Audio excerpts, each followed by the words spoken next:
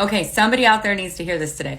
Pay attention to the critters that show up in your life. The animals, the insects. If you've been seeing a lot of a certain kind of animal or critter, look it up. Look up what the spiritual meaning of that critter is. I had another crazy experience the other day. I wanted to share it with you guys. I was sitting out at practice, one of my son's practices, and there were these dragonflies, and they were like practically dive bombing this friend of mine that was sitting next to me. And she was like freaking out, like, oh my God, oh my God.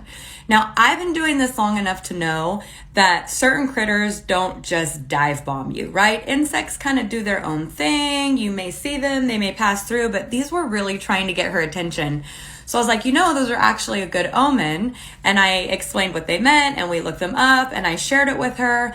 And it was kind of what she was going through at that moment. And she kind of took it in, and she said, okay. And, she relaxed a little bit and kind of started to look at it a different way. Practice was over. We went our separate ways. I just kind of chalked it up to another miracle of the universe. I thought it was kind of cool. Well, a couple days later, she ends up calling me and saying, hey, I saw 2 more dragonflies. And when I looked it up, it was exactly what I was going through.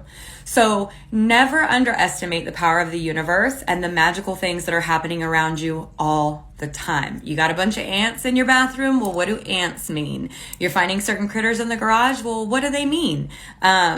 You never know when the messages are going to come through. It's our job to be self-aware and to pay attention to them. So I know somebody out there needed to hear this today. So let me know. Hopefully it helps.